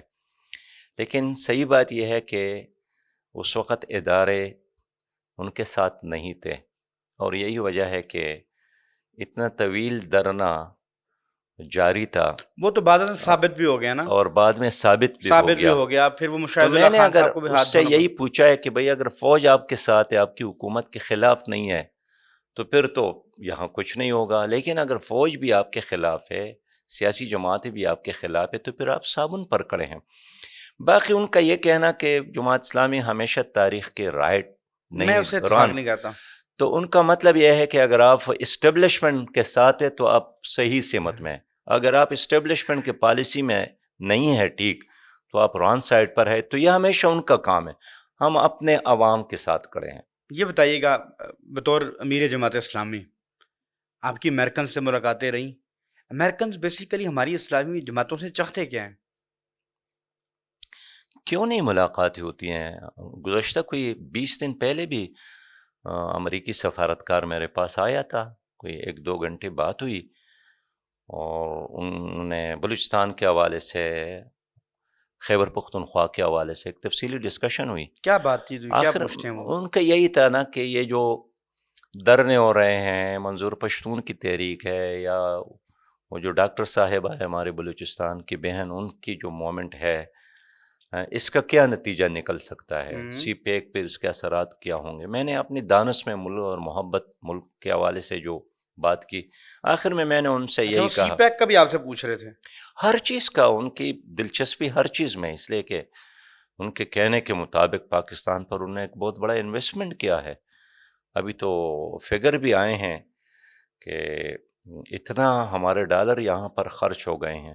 تو چاہتے ہیں وہ سیاسی لیڈروں سے ملتے ہیں، ملاقاتیں کرتے ہیں، لوگوں کے گھروں میں بھی جاتے ہیں. ایسی کوئی نئی بات نہیں سیاسی ہے. لیڈروں سے ملنا تو سراسر کوئی بات ہی نہیں ہے، لیکن آپ جتنی مائنیوٹ ڈیٹیلز میں آپ کہہ رہے ہیں کہ مائنیوٹ ڈیٹیلز میں جا کے وہ منظور پشتین کی ایک موومنٹ خیبر پختونخوا کی موومنٹ ہے، اس کے بارے میں آپ سے پوچھتے ہیں. پھر حق دو تحریک جو بلوچستان کی تحریک ہے، میں ان کا نام اگر نہیں، ہدایت صاحب، مولانا ہدایت صاحب، ان کی جو تحریک ہے بلوچستان کے، وہ ایک گوادر کی تحریک ہے، اس کے بارے میں آپ سے پوچھ رہے ہیں. سی پیک کے بارے میں پوچھ رہے ہیں. اتنا انٹرسٹ ہے ان کو پاکستان کی، اتنی مائنیوٹ طارق لیول خان پہ جا دیکھیے، کے. افغانستان سے ایک آدمی آیا تھا جو ہمارے عزیز بھی تھا. انہوں نے کہا کہ آپ یہاں امریکہ کے حوالے سے جتنے سٹیٹمنٹ دیتے ہیں، اچھا، ان دنوں میں خیبر پختونخوا میں منسٹر تھا، یہ سارے سٹیٹمنٹ اثر کے وقت فائل ہو کر جو نیٹو کا ادھر ذمہ داران ہیں ان کے میز پہ ہوتے ہیں. اوہا، تو آپ کے ملک میں کوئی بھی واقعہ ہو، اس کا نوٹس امریکہ صرف نہیں لیتا ہے، چائنیز بھی لیتے ہیں، امریکہ بھی لیتا ہے. جس کا بھی اس ملک کے ساتھ انٹرسٹ ہے. انٹرسٹ ہے، وہ سارے آپ کے ایک ایک چیز پر نظر رکھتے ہیں. آپ کا سوشل میڈیا وہ واچ کرتے ہیں، الیکٹرانک میڈیا واچ کرتے ہیں، اخبارات روزانہ دیکھتے ہیں، آپ کے آنے والے الیکشن پر نظر رکھتے ہیں، ہونے والی قیادت پر نظر رکھتے ہیں، الیکشن کے نتائج پر نظر رکھتے ہیں. باقی ہر ملک اپنے مفادات میں سیاست کو اسی نہج پہ ڈالنے کی کوشش بھی کرتا ہے. سراج صاحب، امریکہ یہاں پہ جماعتوں کو فنڈ کرتا رہا ہے. کیا بطور امیر جماعت اسلامی کبھی امریکنز نے آپ کو پیسے دینے کی آفر کی جماعت اسلامی کو؟ یعنی اگر وہ سمجھتے ہیں کہ پاکستان میں یا اس پورے خطے میں ہمارے مفادات کا کوئی خلاف تحریک ہے، وہ تو جماعت اسلامی ہے. ہاں، بالکل ایسے ہی. تو کیا کوئی استعماری سامراجی ملک اپنی دشمنوں کو بھی پیسہ دیتا ہے؟ اس خریدنے لیے کے لیے. کبھی بھی انہوں نے پیسہ دینا تو کیا کبھی اپر بھی نہیں کیے، نہ اس کی گنجائش بنتا ہے. اس لیے کہ ان سے لینے والا، ان کے مفادات کے لیے کام کرنے والے بہت سارے لوگ موجود ہیں. ہم تو ہمیشہ، جس طرح آصف صاحب نے کہا ہے کہ آپ تاریخ کے ران سائڈ پہ ہوتے ہیں، ہم ہمیشہ اس رائن سائڈ پہ ہے کہ مخالفت کرتے ہیں، مقابلہ کرتے ہیں، امریکی مفادات کے سر ضد یہ میں ہم بتائیے گا کھڑے ہیں. کہ جس وقت منور حسن صاحب نے اسٹیٹمنٹ دیا کہ امریکی جنگ لڑنے والا پاکستانی فوجی شہید نہیں کہلا سکتا، اور آپ سمجھتے ہیں کہ منور حسن صاحب کا اس وقت موقف درست تھا؟ کیا پاکستان کی فوج واقعی امریکہ کی جنگ لڑ رہی تھی؟ دیکھیے، یہ تو آپ کے وزیر اعظم نے بھی کہا ہے، گزشتہ وزیر اعظم نے بھی کہا ہے کہ ہم نے آپ کے لیے بڑی قربانی دی ہے. یعنی اگر آپ گزشتہ چند دنوں کے سٹیٹمنٹ اٹھائیں تو آپ کے ہر حکمران یہی ایک بات کرتے ہیں کہ ہم نے آپ کے لیے بڑی قربانیاں دی ہیں. تو بابا کیا قربانی دی ہے؟ کس لیے قربانی دی ہے؟ ہمارا تو یہ خیال تھا کہ ہمارے لوگ اگر شہید ہوتے ہیں اپنے ملک کے لیے، لیکن یہ حکمران کہتے ہیں کہ نہیں، ہم نے تو آپ کے لیے قربانی دی ہے، آپ نے ہمیں چھوڑا ہے. میں سمجھتا ہوں منور حسن صاحب کا سٹیٹمنٹ یہی تھا کہ اگر آپ نے لڑنا ہے تو اپنے ملک کے لیے لڑے، اپنے مفادات کے لیے لڑے. امریکہ کے کہنے پر نہ کسی کو دوست بنا لے، نہ کسی کو دشمن بنا لے. آپ سمجھتے ہیں کہ منور حسن صاحب کا بیان درست تھا؟ میں 100% کہتا ہوں کہ ان کا سینس، ان کا احساس بالکل ٹھیک تھا. اگر کسی نے ان کو غلط معنی پہنائی ہے، غلط ہے، اور اس وقت بھی غلط اور آج بھی غلط. آج بھی ہماری یہی پالیسی ہے کہ ہمیں امریکی مفادات میں ایک قدم بھی نہیں اٹھانا چاہیے، ہمارے اپنے ملک کا انٹرسٹ چاہیے۔ کہ پاک فوج کی طرف سے اس وقت بیان آیا تھا کہ جماعت اسلامی معافی مانگے، اس وقت جماعت اسلامی کی کیا صورتحال تھی؟ آپ لوگوں نے کیا اس کے بعد کو معافی مانگی گئی تھی؟ اس کے بعد جو ملاقاتیں تو ضرور آپ کی ہوئی ہوں گی اسٹیبلشمنٹ کے لوگوں کے ساتھ، وہ اس وقت صورتحال کیا تھی جب فوج نے کہا جی آج کا جماعت جو اسلامی؟ مجھے اسٹیبلشمنٹ یہ یاد ہے کہ پورا تناؤ کی کیفیت تھی، بالکل ایک تناؤ شور تھا، میڈیا کے آپ خلاف تھا، ایک جس پورا شور کمرے مچ میں چکا میرے تھا۔ ساتھ طارق بیٹھے تھے، یہاں اجلاس ہوا تھا اور ہم نے مل کر طے کیا تھا کہ ہمیں اپنے امیری جماعت کے ساتھ کھڑا ہونا ہے۔ ہم نے آئی ایس پی آر کی اس بات کی مذمت کی کہ سیاست پر آپ سٹیٹمنٹ کیسے دیتے ہیں، یہاں ایک حکومت موجود ہے، اور ہمارا تو شروع ہی سے موقف تھا کہ اسٹیبلشمنٹ کا کام ہی نہیں ہے کہ وہ سیاست میں مداخلت کرے یا کسی سیاسی لیڈر کا جواب دے۔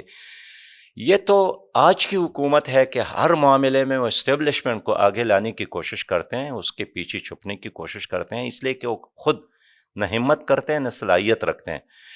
لیکن ہم اسٹیبلشمنٹ کے فائدے کے لیے کہتے ہیں کہ سیاست میں مداخلت کرنا، اس میں انوالو ہونا، یہ خود ملک کے لیے، فوج کے لیے، اسٹیبلشمنٹ کے لیے فائدہ مند نہیں ہے۔ اس سٹیٹمنٹ کے بعد منور حسن صاحب کو ان کے عہدے سے ہٹا دیا گیا، اور جماعت اسلامی کی تاریخ میں پہلی بار ہوا، مجھے آپ کے امیروں جتنے بھی آپ کے امیر گزرے، امجد طفیل میاں طفیل صاحب سے لے کر قاضی حسین صاحب تک، اس کے بعد جب آپ کی باری آئی، قاضی حسین صاحب کے بعد باری آئی منور حسن صاحب کی، تو اس سے پہلے کبھی بھی کسی امیر جماعت اسلامی کو نہیں ہٹایا گیا تھا جب تک وہ امیر رہنا چاہتے تھے، لیکن پھر ایک ایسے انداز سے ہٹا دیا گیا۔ ایک آپ سے بڑے بنیادی سوالات ہیں کیونکہ آپ کی ذات سے متعلق ہیں۔ اچانک منور حسن صاحب کو ہٹا دیا گیا، یعنی ایک پروسیس سے ہٹایا گیا، لیکن اس پروسیس میں منور حسن صاحب نے اپنی تقریر میں منصورہ میں جو بھی اس تقریر میں یہ کہا کہ جو 5000 ڈاک کے ووٹ تھے یہ کس طرح غائب ہو گئے، اس کی تحقیقات ہونی چاہیے، کیونکہ منور صاحب ایک درویش آدمی تھے، وہ اپنی درویشی میں چلے گئے، اس نے ہر فیصلہ مان لیا، اس کے نزدیک ان عہدوں کی کوئی اہمیت نہیں تھی۔ میں سمجھتا ہوں، میں منور حسن صاحب کے بارے میں میری ذاتی رائے بڑی پازیٹیو ہے، اور میں ان کو ایک بڑا ہی ایک پختہ شخص سمجھتا تھا، اور جس نے اسلامی موومنٹ کے لیے کام کیا۔ 5000 ووٹ ڈاک کے غائب ہو گئے، انہوں نے سٹیٹمنٹ دی باقاعدہ۔ یہ بتائیں کہ انہوں نے کہا کہ اس کی تحقیقات کرائیں، کیا بطور امیر جماعت اسلامی آپ نے اس کی تحقیقات کروائیں؟ دیکھیں، ایک تو منور حسن صاحب امیر ہو گئے 68 کے ایج میں، اور منور صاحب جب امیر بھی منتخب ہو گئے تو وہ حلف نہیں اٹھا رہے تھے۔ شورا نے پھر ان سے ریکویسٹ کی کہ آپ امیر بن جائے۔ ان کا یہی تھا کہ اب میں 68 کا ہو گیا ہوں، اور پھر دوران امارت بھی ان کی صحت کا جس طرح ایشو رہا اس سے بڑھ کر اس نے کام کیا، اور پھر بھی ہر مجلس میں وہ یہی کہتے تھے اپنے صحت کے حوالے سے، تو لوگوں نے ان کے صحت کے حوالے سے اس پر ذمہ داری نہیں ڈالی، اس کو ہٹایا نہیں گیا، اور وہ جب فارغ بھی ہو گئے، میں جماعت کا امیر بنا، ان کے پاس جا کر میں نے یہی عرض کیا کیا۔ یہ درست نہیں ہے کہ میری بات سنیں، جی جی آپ نے تو کوشچن کر لیا نا جی۔ جی جی میں نے یہی عرض کیا کہ جماعت اسلامی کا امیر میں ہوں اور میرا امیر آپ ہے۔ یہاں آتے تھے، ہم ان کی جوتے اٹھاتے تھے، احترام کرتے تھے، پہلے سے بڑھ کر ہر شورا کے اجلاس سے پہلے میں کراچی جاتا تھا، ان کو آنے کی درخواست کرتا تھا، ہر چھوٹے بڑے مسئلے میں، تنظیمی امور میں ہم ان سے رہنمائی لیتے تھے۔ ایک بات جی جی آپ کے کوشچن مجھے یاد ہے، جہاں تک الیکشن میں 5000 ووٹ استعمال نہ ہونے کی بات ہے، تو یہ ہر الیکشن میں 100% ووٹ استعمال نہیں ہوتا ہے۔ مثلا اگر اس سیشن کا بھی آپ نکالے تو ہزاروں میں ایسے ووٹ ہیں جو کاسٹ نہیں ہو گئے، آپ نے اس لیے کہ تحقیقات کی؟ میری بات سنیں جی کہ وہ باہر ہوتے ہیں، کچھ لوگ باہر ہوتے ہیں، کچھ لوگ ضعیف ہوتے ہیں، اور یہ ہمیشہ ہر الیکشن میں لیکن اس کے بعد بھی جماعت اسلامی نے اس کو ایڈریس کیا، جس طرح آج بھی ایڈریس ہو رہا ہے کہ جس رکنی جماعت نے ووٹ استعمال نہیں کیا اس کا لسٹ بنایا جاتا ہے، اس کو پھر تنبیہ کی جاتی ہے، اس کو خط بھیجا جاتا ہے کہ یہ ووٹ استعمال کرنا یہ آپ کا ایک دینی فریضہ ہے۔ آپ کے بارے میں منور حسن صاحب نے کہا تھا کہ جب تک آپ تحقیقات نہ کروائیں، یہ میں نے خبر بھی پڑھی کہ اس وقت تک آپ حلف نہ اٹھائیں اگلے یہ ایسے غلط بات ہے نہیں کہ ہوئی تھی جس ایسی کا بات۔ نہ سر ہے نہ پیر ہے، اور طارق بھائی آپ تو میں نے ایک نا جی یعنی آپ تو ایک سنجیدہ صاحب ہی میں سمجھتا ہوں، نہیں میں سنجیدہ اس لیے گفتگو کر رہا ایسی ہوں آپ سے. سنی سنائی باتوں پہ نہیں میں جیسے میں آپ سے جس کرتا ہوں کا حقیقت سے سید کوئی سید دور دور کا تعلق سر بھی نہیں ہے. سید حسین فاروق مودودی نے 18 جولائی 2020 کو نوائے وقت کے اپنے کالم میں لکھا، منور حسن کچھ حقائق کچھ یادیں. مارچ 2014 کے جماعت اسلامی کے امیر کے انتخاب سے قبل دباؤ ڈالا گیا. یہ حسین مودودی صاحب جو جماعت اسلامی کے بارے میں ابھی بھی نیک خواہشات رکھتے ہیں، میں فاروق مودودی کی بات نہیں کر رہا. انہوں نے کہا انتخاب کے انچارج حفیظ احمد کو مبینہ طور پر دھاندلی پر آمادہ کرنے کے بدلے اسلامک پبلیکیشنز کا مینیجنگ ڈائریکٹر بنایا گیا. نتیجے کا اعلان دباؤ کے مطابق کر دیا گیا، لیکن اس غلطی کے باوجود اس غلطی کے بوجھ کی وجہ سے حفیظ احمد ایک ہفتے بعد وفات پا گئے. اپنی وفات سے قبل انہوں نے یہ غم و دکھ حکیم عبدالجہانیہ کے صاحبزادے صاحبزادہ حکیم عبدالوحید سلمانی سے بیان کیا. اس صاحب سے تو یہ لگتا ہے کہ آپ ایک دھاندلی زدہ امیر بنائے گئے. یہ حسین فاروق مودودی نے لکھا ہے. اگر آپ کہیں گے تو میں ابھی آپ کو میں عرض کروں یہ دیکھیں باقاعدہ انہوں نے لکھا. مولانا مودودی کے بیٹوں کے بارے میں نہیں یہ مودودی کے صاحب کے ہمارا، بیٹے وہ نہیں ہیں، دوسرے نہیں ہیں. یہ بڑے پوزیٹیو کلمات میں کہتے ہیں عرض اور جماعت کروں اسلامی اس کے کے بارے میں ان کی بیٹوں رائے کے بڑی اچھی بارے ہے. میں ہمارا جماعت کا یہ رویہ ہے کہ ہم اس کو نہ چھیڑیں گے نہ اس کی کس سوال کا جواب دیں گے. مولانا مودودی کے احترام میں ان میں کچھ ایسے ہیں جو کہ یعنی اس حد تک گئے ہیں مجھے پتا ہے کہ ان کا آپ ان کو بہتر جانتے یہ ہیں. حسین صاحب نے نہیں اس اس طرح کی لیے کبھی بات کی. یعنی میں امیر بنا تو بھی بہت کم ان سے ملاقاتیں ہو گئی، اس سے جان پہچان بھی اتنا نہیں رہا. بہرحال ہمارے امیر کے بیٹے ہیں، اس حد تک ہم اس کا احترام کرتے ہیں. باقی اس کی کسی غلط الزام اور یعنی اس طرح کی باتوں کا جواب دینا یہ میں مناسب اس لیے سراج نہیں صاحب سمجھتا ہوں کہ جو حقیقت سے اس کا کوئی تعلق نہیں ہے. دیکھیے اچھا جماعت اسلامی ایک بہت جاندار تنظیم ہے، اس کا ایک آزاد خود مختار شورا ہے.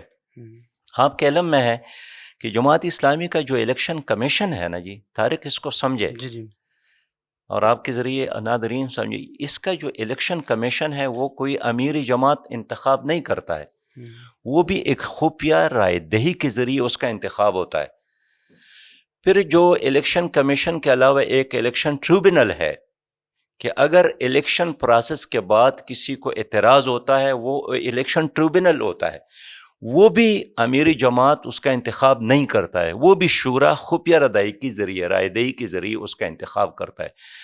تو میں سمجھتا ہوں کہ اللہ کا شکر ہے کہ جماعت اسلامی کا جو انتخاب کا نظام ہے وہ اتنا شفاف ہے، ہر شک اور شبے سے بالاتر ہے کہ آپ کو فیصلے سے اختلاف ہو سکتا ہے لیکن پروسیس سے آپ کا اختلاف نہیں ہو سکتا ہے. جو میرے علم میں جو دو بیٹے، ایک حسین فاروق مودودی صاحب تو بہت سخت قسم کی زبان استعمال کرتے ہیں، نہیں میں ان جانتا ہوں وہ یہ لیکن یہ جو حسین صاحب ہیں ان کی آپ کے جماعت اسلام کے بارے میں رائے پازیٹیو ہے، یہ پازیٹیو ہی بات کرتے ہیں. اچھا مجھے یہ بتائیے گا کیا آپ نے ان انتخابات کے بعد تحقیقات کروائی تھیں؟ ظاہر ہے اس کے لیے ایک علیحدہ الیکشن ٹریبونل ہے جی، وہ ہر چیز کا اگر کسی نے وہاں اپیل کی ہو اس میں میری جماعت کا کوئی لینا دینا نہیں ہوتا ہے، نہ اس کو کسی چیز سے کاؤنٹنگ سے غرض ہوتا ہے، نہ بیلٹ پیپر جاری کرنے کے ساتھ اس کا تعلق ہوتا ہے، نہ تاریخ مقرر کرنے سے. وہ بالکل امیری جماعت اسلامی کے اس پورے انتخاب میں بالکل ایک فرد کی طرح ہے جس کو. ویسے میں آپ کو دلچسپ بات بتا دوں، دیکھیں میرا بیٹا بھی رکن جماعت ہے. ٹھیک ہے، دو بیٹے ماشاء اللہ. ہاں جی، اب میں بھی لوگوں کو یہ رکن پتہ نہیں جماعت کہ رکن جماعت، ذرا لوگوں کو سمجھا دے کہ رکن جماعت سے مراد کیا ہوتا ہے. یعنی جماعت اسلامی کا باقاعدہ رکن بنا ہے، حلف اٹھایا ہے. اب اس دوران بھی مرکزی شورا، صوبائی امیر کا، ضلع امیر کا یہ انتخاب ہو گیا، لیکن بیٹے ہونے کے ناطے نہ ان سے میں نے مشورہ کیا نہ میں نے اس نے میرے ساتھ کیا. اس طرح ایک ہی گھر میں ایک مرد بھی رکن ہوتا ہے، اس کے اہلیہ بھی، لیکن وہ دونوں ایک دوسرے کے ساتھ مشورہ نہیں کرتے ہیں. اس کی اپنی رائے ہے، عورت ہے، بیوی ہے، شوہر کے اپنے رائے ہے، یہ ایک دوسرے کے ساتھ شیئر بھی نہیں کرتے ہیں. اس لیے کہ ہماری دستور میں کنونسنگ کی اجازت نہیں ہے، پروپیگنڈی کی اجازت نہیں ہے، میں آپ کو کسی ووٹ کے لیے کنونس کر لوں اس کی اجازت نہیں ہے. یہی وجہ ہے کہ بیلٹ پیپر اس کو بھی ملتا ہے، مجھے بھی ملتا ہے. اشارتاً کنایتاً بھی ہم ایک دوسرے کے ساتھ ڈسکس نہیں کرتے ہیں. یہی تو لطف ہے جماعت اسلامی میں. اچھا یہ بتائیے گا، آپ چونکہ امیر رہے ہیں، میرے بڑے دن میں سوالات ہیں، میں پڑھ کے آیا ہوں، کیوں پہلے بھی علم میں ہیں، میں اس وجہ سے سوالات سے پوچھنا چاہتا ہوں آپ سے. اچھا یہ بتائیے گا، بریگیڈیئر ترمذی جو ہیں، ارشاد ترمذی، انہوں نے اپنی کتاب حساس ادارے میں لکھا، متعدد وہ آئی ایس آئی کے تھے، brigadier Irshad Tirmidhi I S I کے تھے. انہوں نے اپنی کتاب میں لکھا، متعدد جب بھٹو صاحب کے خلاف تحریک چل رہی تھی اس وقت یہ وہ لکھتے ہیں کہ متعدد سفارتکار بھٹو کے خلاف اس مہم میں نہ صرف ملوث تھے بلکہ اس کی مکمل نگرانی بھی کرتے تھے. لاہور میں امریکی قونصلیٹ جنرل کے سیاسی آفیسر جین این گہن کا کردار اس حوالے سے خاصا فعال تھا. کئی مقامی رہنما ان سے بھرپور ان کی امداد کر رہے تھے، خاص طور پہ جماعت اسلامی کے رہنما مودودی اور شیراوالا گیٹ کے جمعیت اسلام کے رہنما مولانا عبید اللہ نور کے ساتھ جین نے مسلسل رابطوں اور ملاقاتوں کا اہتمام کر رکھا. یہ جین ہی تھا جس نے لاہور سے اسلام آباد میں امریکی سفارت خانے کے chief of political officer mister Howard B Schaffer کو یہ پیغام دیا تھا کہ پارٹی ختم ہو گئی ہے، یعنی پارٹی از اوور. بھٹو صاحب نے پھر مشہور زمانہ جملہ کہا تھا کہ پارٹی از ناٹ اوور. مجھے بتائیے گا، یہ جو بریگیڈیئر ارشاد احمد ترمذی یہ الزام لگاتے ہیں کہ جماعت اسلامی کے اتنے سرکردہ رہنما اس سارے معاملے میں ملوث تھے، اس کے اوپر کیا جواب ہے آپ کا؟ کیا کبھی جماعت اسلامی نے، جھوٹ ہے. یہ کتاب میں لکھا ہوا ہے حساس کتاب میں یہ وہی لوگ نہیں ہیں جنہوں نے انڈیا کے راہ کے ساتھ مل کر کتاب لکھی ہے. نہیں یہ وہ نہیں ہے، یہ وہ نہیں ہے، لیکن اس ادارے کا سربراہ تو ہے نا جی، وہ بھی ان کے، اس لیے ان کے کسی چیز پر یہ میں یقین بات کر رہا کرنا. ہوں، یہ بریگیڈیئر میں نے نہ صرف وہ کتاب پڑھ رکھی ہے بلکہ عامر میر صاحب نے اس کو کالم کو کوٹ کیا. پھر آپ فرید احمد 1000 سوال بار پوچھیں، میں 1000 بار کہوں گا کہ یہ غلط ہے، یہ جھوٹ ہے، پھر انہوں یا نے یہ بھی ان کی لکھا، جہالت ہے، یا ان کی کم علمی ہے، یا ان کی بدنیتی ہے کہ جماعت اسلامی پر کوئی الزام لگائیں. پھر انہوں نے کہا کہ اب باقاعدہ سید مودودی کو کیا پڑی تھی؟ خود بھٹو صاحب ان کے دفتر پہ حاضر ہو گئے تھے. اس پہ میں آتا ہوں. جی انہوں نے یہ بھی لکھا کہ 30 لاکھ روپے جماعت اسلامی کو دیے گئے، بلکہ اس کی ٹرانزیکشن انہوں نے لکھا کہ بیرون ملک سے جماعت اسلامی کے ایک رہنما کے نام 30 لاکھ روپے کا چیک آیا تھا جس کی نقل و حرکت فراہم کر دی، حکومت کو فراہم کر دی گئی تھی. کیا جماعت اسلامی امریکہ سے پیسے لیتی رہی؟ اس اتنے سنگین الزام لگے بریگیڈیئر ارشاد احمد ترمذی کی جانب سے، تو کیا کبھی آپ نے جماعت اسلامی کے پلیٹ فارم سے بریگیڈیئر ارشاد صاحب کو سو کرنے کی کوشش کی؟ دیکھیں، عیسائی کے سارے لوگ ایسے نہیں ہیں کہ جس کے بارے میں آپ کہیں کہ سارے غلط ہے، لیکن اس میں سارے ٹھیک بھی نہیں ہے. کتاب لکھ گئے وہ آپ کے بارے میں، کتاب بھی غلط ہے نا. آپ نے سو کیا ان کے خلاف؟ جماعت قرآن اسلامی کا نے تو کبھی، نہیں ہے، یہ غلط ہے، جھوٹ ہے، 100% جھوٹ ہے. میں آپ نے اس کی، کبھی بریگیڈیئر صاحب میرے کو سو علم کیا؟ میں تو یہ کتاب نہیں آئی ہے. میں نہیں، پڑھوں گا، میں اس حساس کی ادارے، مذمت کرتا ہوں، میں اس پر افسوس کا اظہار کرتا ہوں، کیونکہ یہ جن دنوں یہ سب کچھ ہو رہے تھے نا، تو اس وقت شاید ہم کالج میں نہیں بلکہ اسکول میں تھے. لیکن میں عرض کروں نا جی، میں اسکول میں تھا، 7ویں کلاس میں تھا، 8ویں کلاس میں تھا. آج گزشتہ صدی کی بات آج مجھ سے پوچھ رہے ہیں، لیکن میں کہوں گا کہ اپنی جماعت کو جتنا میں جانتا ہوں، ظاہر ہے مجھ سے زیادہ کون جانتا ہے، جماعت اسلامی کے اندر اس طرح 1% نہیں، اشاریہ 1% بھی گنجائش نہیں ہے. ہمارے تو دستور میں یہ ہے کہ ہم ایسے فرد پاکستانی بھی ہوں ان سے اعانت نہیں لیتے ہیں جو ہمارے پالیسیوں پہ اثر انداز ہو سکتا ہے. مجھے ایک بات بتائیں، جس وقت آپ گو امریکہ گو ریلیاں نکال رہے تھے 2009-10 میں 9 میں، آپ پورے پاکستان میں گو امریکہ گو ریلیاں نکال رہے تھے، اسی دوران امریکی جو امریکی اوباما کے نمائندے تھے رچرڈ ہالبروک، وہ لیاقت بلوچ صاحب سے ملتے ہیں لاہور میں آ کے. اس کے بعد اچانک وہ ریلیاں کچھ عرصے بعد ختم ہو جاتی ہیں، آپ وہ ریلیاں نہیں نکالتے. امریکہ تو 2020 میں جا کے نکلا. تو رچرڈ ہالبروک سے ملنا باقاعدہ رائٹرز نے اس کی خبر شائع کی، میں آپ کو وہ لنک بھی بھیج دوں گا کہ وہ رچرڈ ہالبروک آپ لوگوں سے آ کے ملا جو امریکی نمائندہ تھا. آپ ایک طرف گو امریکہ گو ریلیاں نکال رہے تھے، دوسری طرف امریکی نمائندوں سے مل رہے تھے، پھر وہ ریلیاں ختم ہو گئی اچانک. ایسا کیوں ہوتا ہے طارق جماعت خان، اسلامی میں؟ جس کمرے میں آپ بیٹھے ہیں، جی یہاں برطانیہ کے سفیر آئے ہیں، یہاں امریکہ کے سفارت خانے کے لوگ آئے ہیں، یہاں ایران کے لوگ آئے ہیں، یہاں ترکی کے لوگ آئے ہیں. یہ ایک بین الاقوامی اسلامی تحریکوں کا ہیڈ کوارٹر ہے، اور اس انسانی دنیا میں کسی سے ملنا، کسی کے پاس جانا یا کسی کا آپ کے پاس آنا، یہ ایک روٹین کا مسئلہ ہے. اب ظاہر ہے اگر میں چائنیز سے ملتا ہوں میں اپنی ملک کی بات کروں گا، وہ اپنے مفادات کی بات کرتے ہیں. میں امریکن سے ملتا ہوں میں اپنی بات کرتا ہوں. یعنی ابھی امریکی سفارتکار میرے پاس آئے تھے، میں نے اپنے ملک کی بات کی کہ ہمیں آپ کے پیسوں سے زیادہ جس چیز کی ضرورت ہے وہ اچھی حکمرانی ہے، وہ کرپشن کا خاتمہ ہے، وہ اسکل ڈیولپمنٹ ہے، وہ قومی اتحاد ہے. ہم نے اپنے ایجنڈے کی بات کی، وہ اپنی مفادات کی بات کرتے رہے. میں اس لیے کہنا چاہتا ہوں کہ ایک تعلیم یافتہ آدمی ہونے کے ناطے آپ کیسے یہ کہہ سکتے ہیں کہ فلاں آدمی آپ سے ملا تھا، ہاں مل کر ہم نے کوئی سودا کی ہوئی ان کی طرح، کوئی موقف سے ہم پیچھے ہٹے ہیں. کل بھی جماعت اسلامی کا نعرہ یہی تھا کہ گو امریکہ گو. آج بھی جماعت اسلامی کا نعرہ یہی ہے کہ غزہ سے امریکہ نکلے، افغانستان سے امریکہ نکلے. یہ بتائیے گا، ہماری آج بھی یہی مطالبہ ہے لیکن وہ پاکستان کی ریلیاں اس وقت حکومت ختم سے ہو گئی کہ تھیں. ان کے ڈکٹیشن کو قبول نہ کرے. وہ ریلیاں لیکن اس وقت ختم ہو گئی تھیں جو آپ نے کہا تھا. میں اب دیکھیں آگے بڑھتا ہوں تھوڑا طارق سا. خان، ریلیاں ہر وقت ایک چیز پہ نہیں ہوتی ہیں، ایشوز بدلتے ہیں. اچھا چلیں، میں آپ کو ابھی مثال دیتا ہوں. ابھی گزشتہ دنوں ہم نے جب میں میرے جماعت تھا تو ہم نے 3 دن دھرنا دیا ادھر لاہور میں مہنگائی اور بجلی کی قیمتوں میں اضافے کے خلاف. 3 دن دھرنا دیا چلیں اسلام آباد، نہیں میرے اب بات سنیں نا جی، پشاور میں ہم نے دھرنا دیا، کوئٹہ میں ہم نے دھرنا دیا، کراچی میں. اچانک طوفان الاقصی کا واقعہ ہو گیا، اسرائیل نے غزہ پر حملہ کیا، تو ہم نے وہ تمام پروگرام ختم کر کے فلسطینیوں کی حمایت میں ریلیاں نکالنے شروع کی. اب مجھ سے اب یہ پوچھتے ہیں کہ آپ نے مہنگائی اور بجلی کی قیمتوں کے خلاف وہ جو ریلیاں ختم کی تو کیا آپ کو حکومت نے ڈرایا، دھمکایا یا خرید لیا؟ نہیں. چلیں آپ کا جواب آ اور گیا. ایشوز آ گئے اس لیے اس کو چھوڑنا پڑا. چلیں ایک بار چلیں میں جی، اور ایشوز آگے اس لیے چھوڑنا پڑا. سراج صاحب کی رائے. میں اگلا سوال کرتا ہوں سر آپ سے. کیا اگر جماعت اسلامی کی حکومت آتی ہے اور جماعت اسلامی نظام کو تبدیل کرنے میں کامیاب ہو جاتی ہے، کیا اس ملک میں چوری پر لوگوں کے ہاتھ کاٹے جائیں گے؟ کیا اس میں مخلوط جو ایجوکیشن سسٹم ہے اس کو ختم کیا جائے گا؟ کیا دورے مارے جائیں گے، یعنی کہ دورے مارے جائیں گے جو طالبان کر رہے ہیں وہاں پہ؟ کیا سریعام پھانسیاں دی جائیں گی؟ کیا جماعت اسلامی کو اگر اختیار ملتا ہے تو اس ملک میں یا اس سارے معاملات آپ امپلیمنٹ کریں گے؟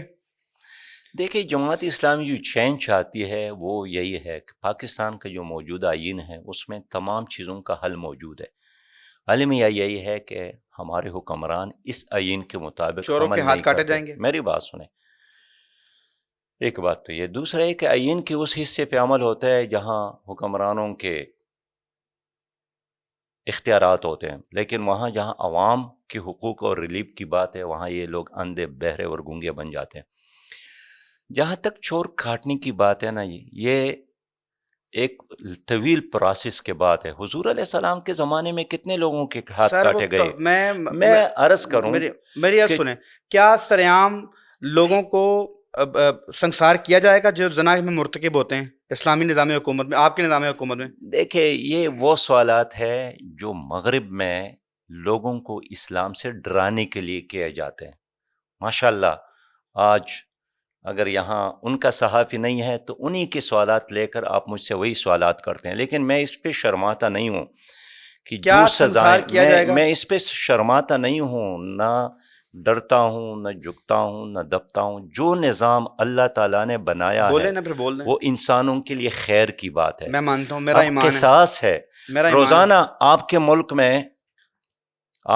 میں روزانہ لوگ قتل ہو جاتے ہیں. اگر 5 سالوں میں ایک آدمی بھی شریعت کے مطابق قصاص ہو جائے ہزاروں لاکھوں لوگوں کی جانیں محفوظ ہوں گے. آج کی خبر ہے، میں اگری کرتا ہوں، آج کی خبر ہے کہ سن میں ایک آدمی کو اغوا کیا جاتا ہے، لوگوں نے اغواکاروں کو پکڑا، پتہ چلا کہ وہ سب کے سب پولیس ہیں.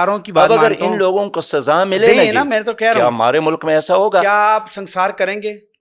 میں عرض یہ کر لوں کہ سنسار کرنے سے پہلے بہت سارے اور کام ہیں. وہ سارے کام کرنے کے بعد سنسار کریں گے. دیکھیے ہمارا دین یہی کہتا ہے نا کہ پہلے آپ حیا کا ماحول بنا کریں گے یا نہیں کریں گے؟ عرض کریں. میں ایک بار نہیں 100 بار کہوں گا کہ ہر وہ سزا جو اللہ اور رسول نے میں آپ میری بات نہیں سنتے، میں کلیئر کرنا چاہتا ہوں کہ ہر وہ سزا جو قرآن نے انسانی معاشرے کے اصلاح کے لیے مقرر کی ہے، ہم ضرور وہ دیں گے، لیکن اس سزا سے پہلے 1000 کام کرنے کے پروسیس ہیں، مکمل کر یہ لیا آپ نے. آخری کام نہیں ہے. چلیں، آپ نے وہ تمام پروسیس مکمل کر لیا، اللہ نے آپ کو مدد فرمائی، آپ نے وہ کر لیا. کیا اس کے بعد اس ملک میں چوروں کے ہاتھ کاٹے جائیں گے؟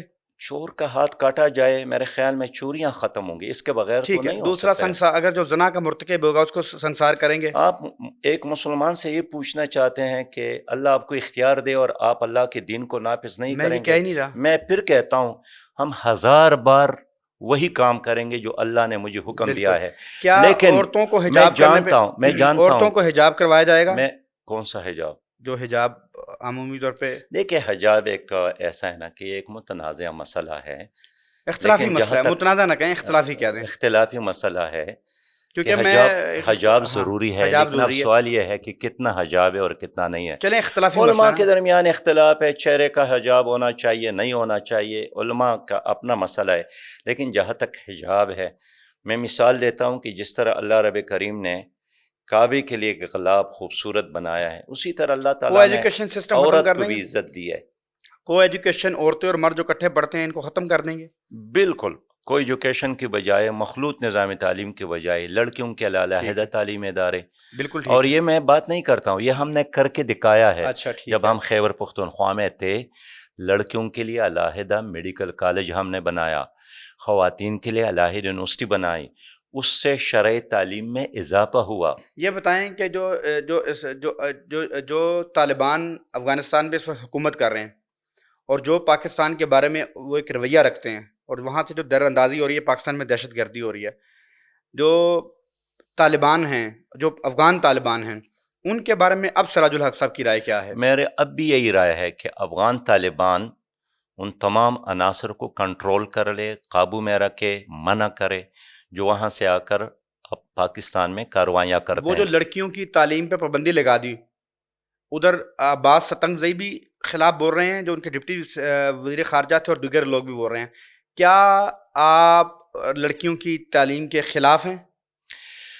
میں 1000 بار چاہتا ہوں کہ جس طرح ایک بیٹے کے لیے تعلیم کی ضرورت ہے، اسی طرح ایک بچی کو تعلیم دینے کی ضرورت ہے. اور طالبان کو ہمیشہ ہم نے مشورہ دیا ہے کہ بچوں کے لیے تعلیمی ادارے کھول دے تاکہ لوگ ہم پر یہ اعتراض نہ کرے. لیکن میں دیکھیے، افغانستان کا اپنا ایک کلچر ہے، اس کے مطابق وہ چل رہے ہیں. پاکستان کا اپنا ایک کلچر، اپنا ایک سماج، اپنا ایک آئین، اپنا ایک طریقہ کار ہے، ہم اس کے مطابق چل رہے ہیں. ہمارے لیے وہ ماڈل نہیں ہے افغانستان کا نظام. اچھا ٹھیک. ہمارے لیے ماڈل مدینہ کے وہ بے نظام شک. ہے جس کی ضمانت ہمارا آئین دیتا ہے. 3 سوال آخری. عمران خان کے ساتھ آپ لوگوں کا اتحاد کیوں نہیں ہو سکا 2024 کے الیکشنز میں؟ ایک بات. دوسری بات، بطور انسان آپ نے عمران خان کو کیسا پایا؟ اور تیسری بات، عمران خان صاحب کی جماعت کے ساتھ جو کچھ ہوا، جماعت اسلامی نے اتنی شدت سے آواز کیوں نہیں اٹھائی؟ دیکھیے، اتحاد اس لیے نہیں ہوا کہ وہ یک طرفہ نہیں ہوتا ہے، دو طرفہ ہوتا ہے، اور دونوں جماعتوں کے مفادات ہوتے ہیں تب اتحاد ہوتا ہے. اس لیے جماعت اسلامی نے گزشتہ 2018 کے الیکشن کے بعد طے کیا تھا کہ ہم اتحاد کی سیاست نہیں کریں گے، اپنے نشان، اپنے منشور پر جائیں گے. اور یہی وجہ ہے کہ 2018 کے بعد ہم نے 2024 کے الیکشن میں بھی اپنے منشوروں اور اپنے جھنڈے اور اپنے نشان کے ساتھ الیکشن لڑا. اور یہ جماعت اسلامی کے مرکزی شورا کی پالیسی ہے کہ ہم نے بہت سارے تجربات کیے اتحادوں کے، پاکستان قومی اتحاد کا تجربہ، IGI کا تجربہ، متحدہ مجلس عمل کا تجربہ، بے شمار تجربات. ان تمام تجربات کے بعد ہم اس نتیجے پر پہنچے ہیں کہ ہمیں اپنے پلیٹ فارم، جھنڈے اور نشان کے ساتھ الیکشن لڑنا چاہیے. اس لیے ہم نے کسی اتحاد کا حصہ ہم نہیں بنے. بطور انسان ہم عمران خان کا قدر کرتے ہیں، ان کی پالیسیوں سے اختلاف ہے، ان کی طرز حکمرانی سے اختلاف ہے.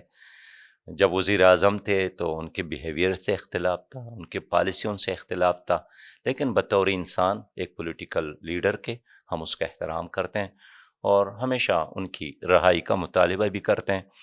اور آج بھی ہمارا یہ موقف ہے کہ مرکزی حکومت PTI کے کارکنان کے ساتھ، خصوصی طور پر خواتین کے ساتھ، بچوں کے ساتھ، انہوں نے جلسوں کے بعد جو رویہ اختیار کیا ہے وہ جمہوری رویہ نہیں ہے. اور کل اگر مسلم لیگ اپوزیشن میں آ جاتی ہے، کوئی ان کے ساتھ اس طرح کام کرتا ہے تو ہم اس کے بھی خلاف ہے. لیکن آج پی ٹی آئی کو بھی ایک فیوریبل ماحول دینا چاہیے حکومت کو.